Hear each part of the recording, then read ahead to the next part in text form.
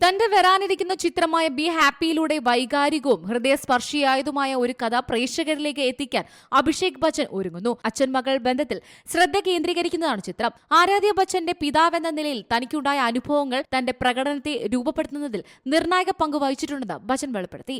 അമ്മയുടെ വിയോഗത്തിനു ശേഷം ഒരു കുടുംബം കടന്നുപോകുന്ന സങ്കീർണതകളിലേക്ക് ബി ഹാപ്പി ആഴ്ന്നിറങ്ങുന്നുവെന്ന് അദ്ദേഹം ചൂണ്ടിക്കാട്ടി. അമ്മയുടെ സാന്നിധ്യം ആർക്കും പകരം വയ്ക്കാൻ കഴിയുന്നതല്ല.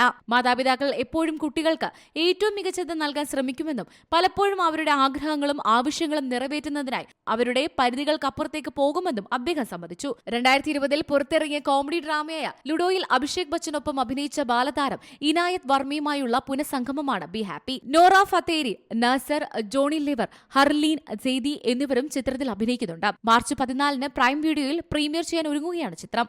Entertainment desk, Zee Malayalam news. പുതിയ വാർത്തകളും വിശേഷങ്ങളും ഇനി വിരൽ തുമ്പിൽ. എല്ലാ ഡിജിറ്റൽ പ്ലാറ്റ്ഫോമുകളിലും ഇപ്പോൾ സി മലയാളം ന്യൂസ് ലഭ്യം.